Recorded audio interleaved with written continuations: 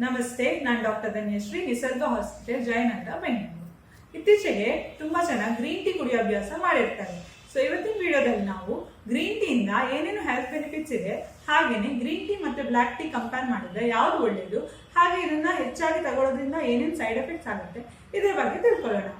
So ಕೆಲವರೆಲ್ಲ green tea ಅಂದ್ರೆ herbal tea ಅಂತ ಅನ್ಕೊಂಡಿದ್ದಾರೆ, ಆದ್ರೆ ಅದು ತಪ್ಪು. ಸೊ ಗ್ರೀನ್ ಟೀ ಮತ್ತೆ ಬ್ಲಾಕ್ ಟೀ ಎರಡೂ ಕೂಡ ಸೇಮ್ ಸೋರ್ಸ್ ಇಂದ ಬರುವಂತದ್ದು. ಸೊ ಎರಡು ಕೂಡ ಟೀ ಲೀವ್ಸ್ ಇಂದನೇ ಮಾಡಿದಂಥದ್ದು, ಆದ್ರೆ ಅದರ ಪ್ರೊಸೆಸಿಂಗ್ ಅಲ್ಲಿ ತುಂಬಾ ಡಿಫ್ರೆನ್ಸ್ ಇರುತ್ತೆ. ಸೊ ಗ್ರೀನ್ ಟೀ ಲೀವ್ಸ್ ನ ಆಕ್ಸಿಡೈಸ್ ಮಾಡಿದಾಗ ಅದು ಬ್ಲಾಕ್ ಟೀ ಆಗುತ್ತೆ.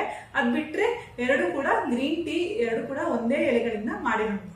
ಕ್ಯಾಲರೀಸ್ ವೈಸ್ ನಾವು ನೋಡ್ಬೇಕಾದ್ರೆ ಗ್ರೀನ್ ಟೀ ಮತ್ತೆ ಬ್ಲಾಕ್ ಟೀ ಎರಡು ಕೂಡ ತುಂಬಾ ಲೋ ಇನ್ ಕ್ಯಾಲರಿ, ಅಂದ್ರೆ 1-2 ಕ್ಯಾಲರಿ ಅಷ್ಟೇ ಇರುತ್ತೆ ಒಂದ್ ಕಪ್ ಗ್ರೀನ್ ಟೀ ಅಥವಾ ಒಂದ್ cup black tea. But problem ಏನಂದ್ರೆ ಹೆಚ್ಚಾಗಿ ಬ್ಲಾಕ್ ಟೀ ಕುಡಿಯೋರು ಬ್ಲಾಕ್ ಟೀ ಅಂತ ಪ್ಲೇನ್ ಆಗಿ ಕುಡಿಯೋದು ತುಂಬಾ ಕಡಿಮೆ. ಸೊ ಹೆಚ್ಚಿನವ್ರು ಏನ್ ಮಾಡ್ತೀವಿ, ನಾವು ಅದಕ್ಕೆ ಹಾಲು ಹಾಕ್ತಿವಿ, ಸಕ್ಕರೆ ಹಾಕ್ತಿವಿ, ಆಗ ಅದರ ಕ್ಯಾಲರೀಸ್ ತುಂಬಾ ಜಾಸ್ತಿ ಆಗುತ್ತೆ. ಒಂದ್ ಚಮಚ ಸಕ್ಕರೆ ಸೇರಿಸೋದ್ರಿಂದ 15-20 ಕ್ಯಾಲರೀಸ್ ಜಾಸ್ತಿ ಆಗುತ್ತೆ. ಹಾಗೇನೆ 100 ml ಹಾಲಲ್ಲಿ ಸಾಧಾರಣ 35-45 ಕ್ಯಾಲರಿ ಇರುತ್ತೆ. ಸೊ ಈಸಿಯಾಗಿ 1 cup milk tea with sugar ಅಂದ್ರೆ ಅದು ಸಾಧಾರಣ 100-120 ಕ್ಯಾಲರೀಸ್ ತನಕ ಹೋಗುತ್ತೆ. ಬಟ್ ಗ್ರೀನ್ ಟೀ ಅಂದಾಗ ಹೆಚ್ಚಿನವರು ಪ್ಲೇನ್ ಆಗಿ ತಗೊಳ್ತಾರೆ. ಹಾಗಾಗಿ ಅದರ ಕ್ಯಾಲರೀಸ್ 1-2 ಕ್ಯಾಲರೀಸ್ ಅಷ್ಟೇ ಇರುತ್ತೆ. ಸೊ ನಮ್ಮ ವೆಯ್ಟ್ ಲಾಸ್ ಕೂಡ ಸ್ವಲ್ಪ ಇದು ಹೆಲ್ಪ್ ಆಗಬಹುದು. ಸೊ ಈಗ ಮೇನ್ ಆಗಿ ನಾವು ಗ್ರೀನ್ ಟೀ ಇಂದ ಏನೇನು ಹೆಲ್ತ್ ಬೆನಿಫಿಟ್ಸ್ ಇದೆ ಅಂತ ತಿಳ್ಕೊಳ್ಳೋಣ. ಸೊ ಫಸ್ಟ್ ಒನ್ ನೋಡೋದಾದ್ರೆ ಹೈ ಆಂಟಿ ಆಕ್ಸಿಡೆಂಟ್. ಸೊ ಏನು, ಈ ಗ್ರೀನ್ ಟೀ ಅಲ್ಲಿ ತುಂಬಾ ಪಾಲಿಫಿನಾಲ್ ಕಾಂಪೌಂಡ್ಸ್ ಇದೆ, ಅದರಲ್ಲಿ ಮೇನ್ ಆಗಿ ಕೆಟಚಿನ್ಸ್ ಅಂತ ನಾವು ಕರಿತೀವಿ. ಸೊ EGCG ಅನ್ನುವಂತ ಕೆಟಸಿನ್ಸ್ ಈ ಗ್ರೀನ್ ಟೀ ಅಲ್ಲಿ ಇರುತ್ತೆ. ಸೊ ಏನ್ ಮಾಡುತ್ತೆ, ನಮ್ಮ ಬಾಡಿಯಲ್ಲಿ ಆಂಟಿ ಆಕ್ಸಿಡೆಂಟ್ ಪ್ರಾಪರ್ಟಿ ಇರೋದ್ರಿಂದ ಆಕ್ಸಿಡೇಷನ್ ನ ಪ್ರಿವೆಂಟ್ ಮಾಡುತ್ತೆ. ಬಾಡಿಯಲ್ಲಿ ಫ್ರೀ ರಾಡಿಕಲ್ಸ್ ಪ್ರೊಡ್ಯೂಸ್ ಆಗದೆ ಇರೋ ತರ ನೋಡ್ಕೊಳ್ಳುತ್ತೆ, ಸೆಲ್ ಡ್ಯಾಮೇಜ್ ಆಗದೆ ಇರೋ ತರ ನೋಡ್ಕೊಳ್ಳುತ್ತೆ. ಹಾಗೇನೆ ಇನ್ನೊಂದು ಸೆಕೆಂಡ್ ಬೆನಿಫಿಟ್ ಏನು ಅಂತ ನೋಡೋದಾದ್ರೆ ನಮ್ಮ ಕಾಗ್ನಿಟಿವ್ ಫಂಕ್ಷನ್ ನ ಇದು ಇಂಪ್ರೂವ್ ಮಾಡುತ್ತೆ. ಸೊ ಕಾಗ್ನಿಟಿವ್ ಫಂಕ್ಷನ್ ಅಂದ್ರೆ ನಮ್ಮ ಬ್ರೈನ್ ಫಂಕ್ಷನ್ ಇಂಪ್ರೂವ್ ಆಗುವಂಥದ್ದು, ನಮ್ಮ ಮೂಡ್ ಅಲ್ಲಿ ಇಂಪ್ರೂವ್ಮೆಂಟ್ ಬರುವಂಥದ್ದು, ಈ ತರ. ಸೊ ಮೇನ್ ಆಗಿ ಇದರಲ್ಲಿರುವಂತಹ L-ಥಿಯಾನಿನ್ ಅನ್ನುವಂತಹ ಕಾಂಪೌಂಡ್ ಏನ್ ಮಾಡುತ್ತೆ, ನಮ್ಮ ಬ್ರೈನ್ ಅಲ್ಲಿ ಹ್ಯಾಪಿ ಹಾರ್ಮೋನ್ಸ್ ಅಂತ ನಾವು ಕರಿತೀವಿ, ಸೆರೋಟೋನಿನ್, ಡೋಪಮೈನ್, ಇಂಥ ಹಾರ್ಮೋನ್ ಗಳನ್ನ ಪ್ರೊಡ್ಯೂಸ್ ಮಾಡೋಕ್ಕೆ ಹೆಲ್ಪ್ ಮಾಡುತ್ತೆ. ಇದರಿಂದಾಗಿ ನಾವು ಜಾಸ್ತಿ ಖುಷಿಯಾಗಿರೋಕೆ ಕೂಡ ಇದು ಹೆಲ್ಪ್ ಮಾಡುತ್ತೆ. ಹಾಗೆ ನಮ್ಮ ಮೆಮರಿ ಎಲ್ಲ ಮೇಂಟೈನ್ ಮಾಡೋಕೆ ಕೂಡ ಇದು ತುಂಬಾ ಒಳ್ಳೆಯದು. ಸೊ ಮೂರನೇ ಬೆನಿಫಿಟ್ ಏನು ಅಂತ ನೋಡೋದಾದ್ರೆ ಒಂದು ಫ್ಯಾಟ್ ರಿಡಕ್ಷನ್. ಸೊ ಹೆಚ್ಚಿನವರು ಗ್ರೀನ್ ಟೀ ವೆಯ್ಟ್ ಲಾಸ್ಗೋಸ್ಕರ ತಗೋತಾ ಇರ್ತಾರೆ, ಬಟ್ ನಿಜವಾಗ್ಲೂ ಗ್ರೀನ್ ಟೀ ಇಂದ ವೆಯ್ಟ್ ಲಾಸ್ ಆಗುತ್ತಾ ಅಂತ ನಾವು ನೋಡೋದಾದ್ರೆ ತುಂಬಾ ಮಿನಿಮಲ್. ಸೊ ರಿಸರ್ಚ್ ಅಲ್ಲೆಲ್ಲ ನೋಡ್ಬೇಕಾದ್ರೆ ತುಂಬಾ ಮಾರ್ಜಿನಲ್ ಆಗಿ ವೆಯ್ಟ್ ಲಾಸ್ ಅಷ್ಟೇ ಕಂಡು ಬಂದಿದೆ. ಮೇನ್ ಆಗಿ ನಾವು ಏನು ಹೇಳ್ಬೋದು ಅಂದ್ರೆ ನಾರ್ಮಲ್ ಆಗಿ ತಗೊಳ್ಳುವಂತ ಬ್ಲಾಕ್ ಟೀ ಅಂದ್ರೆ ಹೆಚ್ಚಾಗಿ ಎಲ್ಲರೂ ಟೀ ಹಾಲು ಸಕ್ಕರೆ ಹಾಕಿ ತಗೋತಾರೆ. ಸೊ ಅದನ್ನ ಬಿಟ್ಟು ನೀವು ಗ್ರೀನ್ ಟೀಗೆ ಸ್ವಿಚ್ ಮಾಡುವಾಗ ಆಬ್ವಿಯಸ್ಲಿ ನಾನು ಆಗ್ಲೇ ಹೇಳಿದ ಹಾಗೆ 120 ಕ್ಯಾಲರೀಸ್ ಇಂದ ಡೈರೆಕ್ಟ್ ಆಗಿ 2 ಕ್ಯಾಲರೀಸ್ ಆಗ್ಬಿಡುತ್ತೆ. ಸೊ ಈ ಕ್ಯಾಲರಿ ಕೌಂಟ್ ಕಮ್ಮಿ ಆಗೋದ್ರಿಂದ ಕೂಡ ನೀವು ವೆಯ್ಟ್ ಲಾಸ್ ಆಗೋ ಸಾಧ್ಯತೆ ಇರುತ್ತೆ. ಸೊ ಬರೀ ಗ್ರೀನ್ ಟೀ ಇಂದಾನೆ ಅಂತ ನೋಡೋದಾದ್ರೆ ವೆರಿ ಮಾರ್ಜಿನಲ್ ವೆಯ್ಟ್ ಲಾಸ್ ಅಷ್ಟೇ ಕಂಡು ಬಂದಿದೆ.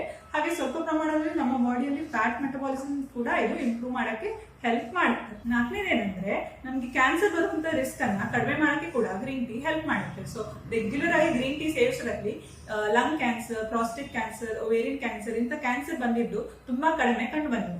ಹಾಗೇನೆ 5ನೇ ಬೆನಿಫಿಟ್ ಏನು ಅಂತ ನೋಡೋದಾದ್ರೆ ಇದು ನಮ್ಗೆ ಹಾರ್ಟ್ ರಿಲೇಟೆಡ್ ಡಿಸೀಸಸ್ ಇಂದ ಸೇವ್ ಮಾಡುತ್ತೆ, ಅಂದ್ರೆ ಪ್ರೊಟೆಕ್ಷನ್ ಕೊಡುತ್ತೆ. ಸೊ ಗ್ರೀನ್ ಟೀ ರೆಗ್ಯುಲರ್ ಆಗಿ ಸೇವಿಸೋದ್ರಿಂದ ಇದು ನಮ್ಮ ಬಾಡಿಯಲ್ಲಿ ಕೊಲೆಸ್ಟ್ರಾಲ್, ಕೆಟ್ಟ ಕೊಲೆಸ್ಟ್ರಾಲ್ ಲೆವೆಲ್ಸ್ ಕಡಿಮೆ ಮಾಡಕ್ಕೆ ಹೆಲ್ಪ್ ಮಾಡುತ್ತೆ. ಇದರಿಂದಾಗಿ ನಮ್ಗೆ BP ಕಾಯಿಲೆ ಬಾರದೇ ಇರೋ ತರ ಕೂಡ ಇದು ನೋಡ್ಕೊಳ್ಳುತ್ತೆ. ಹಾಗೇನೆ ಹೃದಯ ಸಂಬಂಧಿತವಾದ ಕಾಯಿಲೆ ಬಾರದೇ ಇರೋ ತರ ನಮ್ಮನ್ನ ಪ್ರೊಟೆಕ್ಟ್ ಮಾಡಕ್ಕೆ ಇದು ಹೆಲ್ಪ್ ಮಾಡುತ್ತೆ. 6ನೇದೇನಂದ್ರೆ ಇದು ನಮ್ಮ ಆಯುಷ್ಯ ಹೆಚ್ಚಿಸಕ್ಕೆ ಹೆಲ್ಪ್ ಮಾಡುತ್ತೆ. ಸೊ ಜಪಾನ್ ಅಲ್ಲಿ ಮಾಡಿರೋ ರಿಸರ್ಚ್ ಪ್ರಕಾರ ಗ್ರೀನ್ ಟೀ ಅನ್ನ ರೆಗ್ಯುಲರ್ ಆಗಿ ಯಾರು ಸೇವಿಸ್ತಾ ಇದ್ರು ಅವರು ಜಾಸ್ತಿ ವಯಸ್ಸಿನ ತನಕ ಬದುಕಿರೋದು ಕಂಡು ಬಂದಿದೆ. 7ನೇದೇನಂದ್ರೆ ಇದು ನಮ್ಮ ಬ್ರೈನ್ ಅನ್ನ ಏಜಿಂಗ್ ಇಂದ ಪ್ರೊಟೆಕ್ಟ್ ಮಾಡುತ್ತೆ. ಸೊ ಇದರಲ್ಲಿರುವಂತಹ EGCG ಮತ್ತೆ L-ಥಿಯಾನಿನ್ ಅನ್ನುವಂತಹ ಕೆಮಿಕಲ್ ಕಾಂಪೌಂಡ್ಸ್ ನಮ್ಮ ಬ್ರೈನ್ ಅಲ್ಲಿ ಏಜಿಂಗ್ ಪ್ರೊಸೆಸ್ ನ ಸ್ಲೋ ಡೌನ್ ಮಾಡುತ್ತೆ. ಹಾಗೇನೆ ಇದರಿಂದಾಗಿ ನಮಗೆ ಅಲ್ಝೈಮರ್ಸ್ ನಂತಹ ಕಾಯಿಲೆ ಬಾರದೇ ಇರೋ ತರ ಪ್ರಿವೆಂಟ್ ಮಾಡಕ್ಕೆ ಕೂಡ ಇದು ಹೆಲ್ಪ್ ಮಾಡುತ್ತೆ. ಹಾಗಾದ್ರೆ ಬ್ಲಾಕ್ ಟೀಯಲ್ಲಿ ಕೂಡ ಬೆನಿಫಿಟ್ಸ್ ಇದೆಯಾ ಅಂತ ನೀವು ಕೇಳೋದಾದ್ರೆ ಹೌದು. ಸೊ ಗ್ರೀನ್ ಟೀಯಲ್ಲಿ ಹೇಗೆ ಇಷ್ಟೊಂದು ಹೆಲ್ತ್ ಬೆನಿಫಿಟ್ಸ್ ಇದೆಯೋ ಅದೇ ರೀತಿ ಬ್ಲಾಕ್ ಟೀಯಲ್ಲಿ ಕೂಡ ಅಷ್ಟೇ ಬೆನಿಫಿಟ್ಸ್ ಇದೆ. ಸೊ ಕೆಲವೆಲ್ಲ ಸೇಮ್ ಬೆನಿಫಿಟ್ಸ್ ಇದೆ.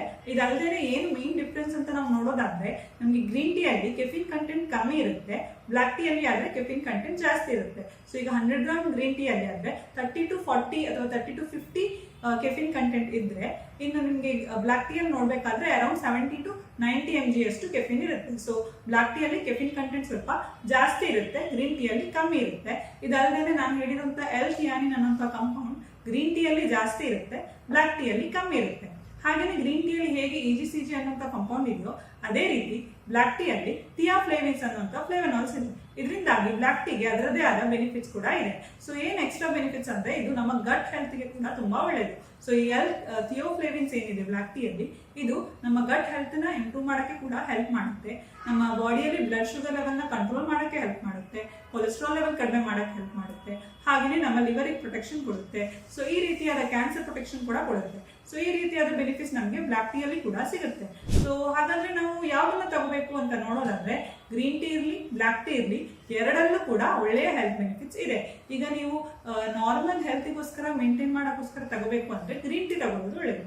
ಇನ್ನು ಬ್ಲಾಕ್ ಟೀ ಅಲ್ಲಿ ಕೆಫಿನ್ ಕಂಟೆಂಟ್ ಸ್ವಲ್ಪ ಜಾಸ್ತಿ ಇರೋದ್ರಿಂದ ಈಗ ನಿಮಗೆ ಅಲರ್ಟ್ನೆಸ್ ಬೇಕು, ನಿದ್ದೆ ಬರ್ತಾ ಇದೆ, ಆಕ್ಟಿವ್ ಆಗಿ ಏನೋ ಕೆಲಸ ಮಾಡಬೇಕು, ಈ ತರ ಇದ್ದಾಗ ನಾವು ಬ್ಲಾಕ್ ಟೀ ತಗೊಳ್ಳೋದು ಒಳ್ಳೆಯದು.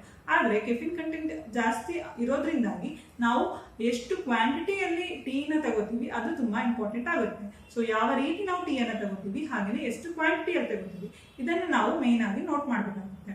ಸೊ ಕೆಫಿನ್ ಕಂಟೆಂಟ್ ಜಾಸ್ತಿ ಇರೋದ್ರಿಂದ ಬ್ಲಾಕ್ ಟೀ ಅನ್ನು ಆದಷ್ಟು ನಾವು ಈವ್ನಿಂಗ್ ಟೈಮಲ್ಲಿ ಅಥವಾ 6 ಗಂಟೆ ಮೇಲೆ ಆದಷ್ಟು ಕಮ್ಮಿ ಮಾಡೋದು ಒಳ್ಳೆಯದು.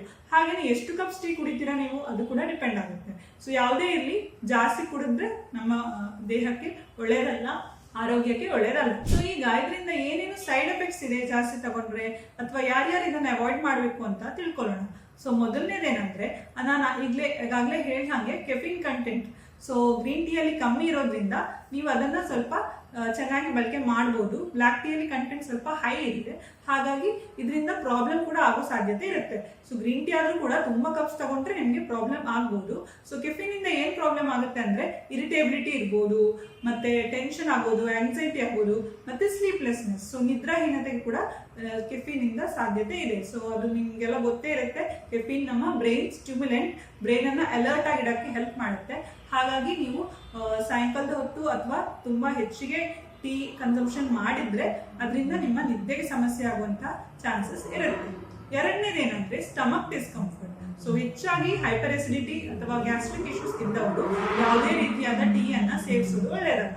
ಯಾಕಂದ್ರೆ ಗ್ರೀನ್ ಟೀ ಇರ್ಬೋದು, ಬ್ಲಾಕ್ ಟೀ ಇರ್ಬೋದು, ಎರಡೂ ಕೂಡ ಆಸಿಡಿಕ್ ಇನ್ ನೇಚರ್. ಅದರಿಂದಾಗಿ ಇದೆರಡನ್ನ ನೀವು ಅವಾಯ್ಡ್ ಮಾಡೋದು ಒಳ್ಳೆಯದು. ಟೀ ಕುಡಿಯೋದ್ರಿಂದ ಆಸಿಡ್ ರಿಫ್ಲೆಕ್ಸ್ ಎಲ್ಲ ಜಾಸ್ತಿ ಆಗುವಂತ ಸಾಧ್ಯತೆ ಇರುತ್ತೆ. ಮೂರನೇದೇನಂದ್ರೆ ಅಯರ್ನ್ ಅಬ್ಸಾರ್ಪ್ಷನ್ ಇದು ಕಡಿಮೆ ಮಾಡುತ್ತೆ. ಸೊ ನಿಮ್ಗೆ ರಕ್ತಹೀನತೆ ಇದ್ರೆ ಅಥವಾ ರೆಗ್ಯುಲರ್ ಟೀ ಕುಡಿಯೋರಾದ್ರೆ ಆದಷ್ಟು ನೀವು ಇದನ್ನ ಆಹಾರದ ಜೊತೆ ತಗೊಳ್ಳೋದನ್ನ ಬಿಡೋದು ಒಳ್ಳೆಯದು. ಸೊ ಟೀ ರೆಗ್ಯುಲರ್ ಊಟದ ತಕ್ಷಣ ಅಥವಾ ಬೆಳಗ್ಗೆ ತಿಂಡಿ ಜೊತೆ ತಗೊಳ್ಳೋ ಅಭ್ಯಾಸ ಹೆಚ್ಚಿನವ್ರಿಗೆ ಇರುತ್ತೆ. ಮತ್ತೆ ಈವ್ನಿಂಗ್ ಟೈಮ್ ಕೂಡ ನೀವು ಆಹಾರ ತಗೊಳ್ಳುವಾಗ ಅದ್ರ ಜೊತೆಗೆ ಟೀ ಕುಡಿಯೋ ಅಭ್ಯಾಸ ಇರುತ್ತೆ. ಸೊ ಈ ತರ ಇದ್ರೆ ನೀವು ಅದನ್ನ ಸ್ವಲ್ಪ ಗ್ಯಾಪ್ ಬಿಟ್ಟು ತಗೊಳ್ಳೋದು ಒಳ್ಳೆಯದು. ಹಾಗೇನೆ ಅಯರ್ನ್ ಸಪ್ಲಿಮೆಂಟ್ಸ್ ನೀವು ಯಾವನಕ್ಕಾದ್ರೂ ತಗೋತಾ ಇದ್ರೆ, ನಿಮ್ಗೆ ರಕ್ತಹೀನತೆ ಇದ್ದು ಅಯರ್ನ್ ಸಪ್ಲಿಮೆಂಟ್ಸ್ ತಗೋತಾ ಇದ್ರೆ, ಅಥವಾ ಅಯರ್ನ್ ರಿಚ್ ಆಗಿರುವಂತಹ ಆಹಾರಗಳು, ಸೊಪ್ಪು, ಈ ತರದ್ದು ಬೀಟ್ರೂಟ್, ಈ ತರದೆಲ್ಲ ನೀವು ತಗೋತಾ ಇದ್ದಾಗ, ಟೀ ಕೂಡ ಇದ್ದಾಗ ಏನಾಗುತ್ತೆ ಅಂದ್ರೆ ಅದರಲ್ಲಿರುವಂತಹ ಅಯರ್ನ್ ಕಂಟೆಂಟ್ ನಮ್ಮ ಬಾಡಿಯಲ್ಲಿ ಚೆನ್ನಾಗಿ ಅಬ್ಸಾರ್ಪ್ಷನ್ ಆಗಲ್ಲ. ಸೊ ಟೀ ಅಲ್ಲಿರುವಂತಹ ಕೆಲವೊಂದು ಕಂಪೌಂಡ್ಸ್ ಅಯರ್ನ್ ಅಬ್ಸಾರ್ಪ್ಷನ್ ನ ಪ್ರಿವೆಂಟ್ ಮಾಡುತ್ತೆ. ಆದ್ರಿಂದಾಗಿ ನೀವು ಆಹಾರದ ಜೊತೆಗೆ ಟೀ ಅನ್ನ ತಗೊಳ್ಳೋದನ್ನ ಆದಷ್ಟು ಅವಾಯ್ಡ್ ಮಾಡೋದು ಒಳ್ಳೆಯದು. ಸೊ ಇದು 3 ಮೇನ್ ಆಗಿ ಸೈಡ್ ಎಫೆಕ್ಟ್ಸ್. ಇದಲ್ಲದೆ ನಾನು ಆಗ್ಲೇ ಹೇಳ್ದಂಗೆ ಟೀ, ಗ್ರೀನ್ ಟೀ ಇರ್ಬೋದು, ಬ್ಲಾಕ್ ಟೀ ಇರ್ಬೋದು, ಎರಡರಿಂದನೂ ಕೂಡ ನಮಗೆ ಹೆಲ್ತ್ ಬೆನಿಫಿಟ್ಸ್ ಇದೆ. ಬಟ್ ಲಿಮಿಟೆಡ್ ಕ್ವಾಂಟಿಟಿಯಲ್ಲಿ ತಗೋಬೇಕು. ಹಾಗೇನೆ ನಾನು ಹೇಳಿದಾಗೆ ಶುಗರ್ಲೆಸ್ ವಿದೌಟ್ ಮಿಲ್ಕ್ ನಾವು ತಗೊಂಡ್ರೆ ಅಷ್ಟೇ ಇದರಿಂದ ನಮಗೆ ಬೆನಿಫಿಟ್ ಸಿಗುತ್ತೆ. ನೀವು ಯಾವಾಗ ಅದಕ್ಕೆ ಶುಗರ್, ಮಿಲ್ಕ್ ಅನ್ನ ಆಡ್ ಮಾಡಿ ತಗೋತೀರೋ ಆವಾಗ ಇದರಲ್ಲಿರುವಂತಹ ಹೆಲ್ತ್ ಬೆನಿಫಿಟ್ಸ್ ನಮಗೆ ತುಂಬಾ ಕಡಿಮೆ ಆಗುತ್ತೆ. ನಮ್ಮ ಬಾಡಿಗೆ ಪೂರ್ತಿಯಾದ ಹೆಲ್ತ್ ಬೆನಿಫಿಟ್ ಸಿಗ್ಬೇಕಂದ್ರೆ ನಾವು ಅದನ್ನ ಪ್ಲೇನ್ ಆಗಿ ತಗೊಳ್ಳೋದು ತುಂಬಾ ಒಳ್ಳೆಯದು. ಮುಂದೆ ಮ್ಯಾಕ್ಸಿಮಮ್ ಹೆಲ್ತ್ ಬೆನಿಫಿಟ್ಸ್ಗೋಸ್ಕರ ಪ್ಲೇನ್ ಆಗಿ green tea or black tea ಅನ್ನ ಕುಡಿಯೋದನ್ನ ಅಭ್ಯಾಸ ಮಾಡ್ಕೊಳ್ಳಿ. ಧನ್ಯವಾದ.